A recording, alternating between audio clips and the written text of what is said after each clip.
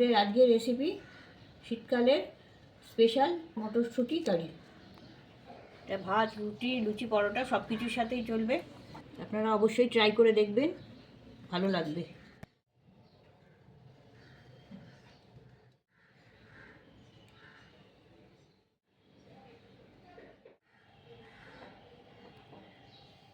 Special মটরশুঁটি কারি তৈরি করতে লাগছে মটরশুঁটি।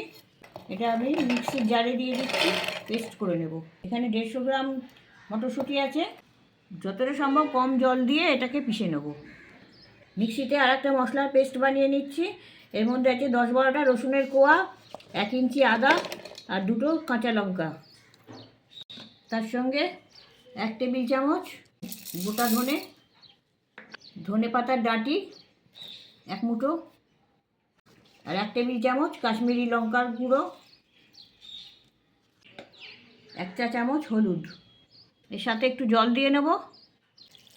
এটা পেস্ট তৈরি করে নিচ্ছি। ওভেনে কড়া বসিয়ে আমি 2 টেবিল চামচ সর্ষের তেল দিয়ে দিচ্ছি। মটরশুঁটির স্পেশাল কারি তৈরি করতে আপনারা প্রয়োজন মতো আলু কেটে নেবেন। আমি এইভাবে আলু কেটে নিয়েছি, এরকমভাবে আলুটা কাটতে হবে। তেল গরম হয়ে গেছে, এগুলো আমি ভেজে নিচ্ছি। একটু লালচে করে ভাজতে হবে। আলুগুলো লালচে রং ধরে গেছে, এবার আমি এগুলো তুলে নিচ্ছি। ওই তেলেই যে মটরশুঁটির পেস্টটা করেছিলাম সেই পেস্টটা দিয়ে দিচ্ছি। এটা ওই তেলেতে ভালো করে ভেজে নেব। যতক্ষণ না বেশ তেল ছাড়ে ততক্ষণ এটা ভেজে নিতে হবে। কড়াইশুঁটির একটা স্মুথ সিল্কি গ্রেভি হবে, সেই জন্য যাতে কড়াইশুঁটিটা কোনো কাঁচা না থাকে সেই জন্য কড়াইশুঁটির পেস্টটা ভালো করে ভেজে নিচ্ছি।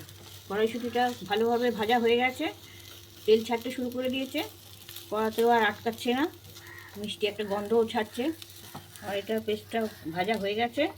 এবার এটাকে আমি আলাদা করে তুলে রেখে দিচ্ছি। কড়াই আমি 2 টেবিল চামচ সর্ষের তেল দিচ্ছি।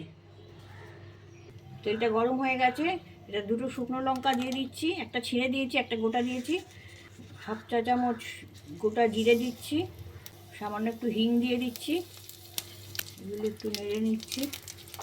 ভাজা হয়ে গেছে এগুলো। 2টো টমেটো কুচি দিয়ে দিচ্ছি। সামান্য একটু নুন দিয়ে দিচ্ছি টমেটোগুলো গলানোর জন্যে। 1 মিনিট এটা ঢাকনা দিয়ে দিচ্ছি। 1 মিনিট টমেটোটা ভাজা হয়ে গেছে। এবার 50 গ্রাম মটর আরও রেখে দিয়েছিলাম, সেগুলো দিয়ে দিচ্ছি। মশলার যে পেস্টটা করেছিলাম সেটা দিয়ে দিচ্ছি। মিক্সি ধোয়া জলটা দিয়ে দিচ্ছি।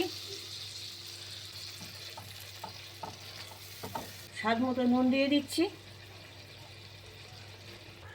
ভাজা আলুগুলো দিয়ে দিচ্ছি। এগুলো মশলাগুলো একটু কষিয়ে নেব। মশলা দিয়ে তেল ছাড়তে শুরু করে দিয়েছে। 2 টেবিল চামচ ফেটানো দই দিয়ে দিচ্ছি। 1 চা চামচ চিনি দিচ্ছি ব্যালেন্সের জন্যে। নেড়ে দিচ্ছি। ওভেনের আঁচটা আমি কমিয়ে দিয়েছি। দইটা ভালো করে মিশে গেছে। এবার এটা ফুটতে শুরু করেছে মশলাটা। এবার যে কড়াইশুঁটির পেস্টটা তৈরি করেছিলাম সেটা দিয়ে দিচ্ছি। এর সাথে 1/2 চা চামচ গরম মশলার গুঁড়ো দিয়ে দিচ্ছি। ওভেনের আঁচটা বাড়িয়ে দিয়েছি। এটা পেস্টটা আমি এর সাথে এবার মিশিয়ে দিচ্ছি। খুব ভালো করে কড়াইশুঁটির পেস্টটা মিশিয়ে দিতে হবে এসে মশলার সাথে। দেখুন গ্রেভিটা কত সুন্দর হয়েছে।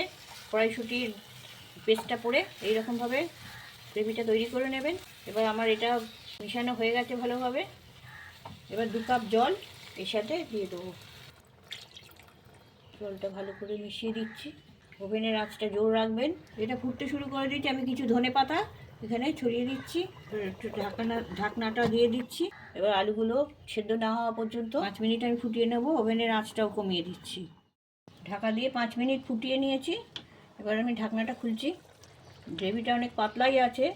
যদি ভাত দিয়ে খেতে চান তাহলে এইরকমই রেখে দেবেন, আর যদি এটা একটু ঘন করে নিতে চান তাহলে আর একটু ফুটিয়ে ওটা গ্রেভিটা ঘন করে নেবেন।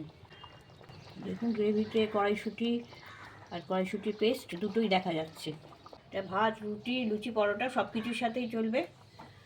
রান্নাটা নিশ্চয়ই আপনাদের পছন্দ হবে। লাইক কমেন্টস করবেন, শেয়ারও করবেন, তাছাড়া সাবস্ক্রাইব করতে ভুলবেন না। আমাদের শীতকালের স্পেশাল কড়াইশুঁটির কারি রেডি।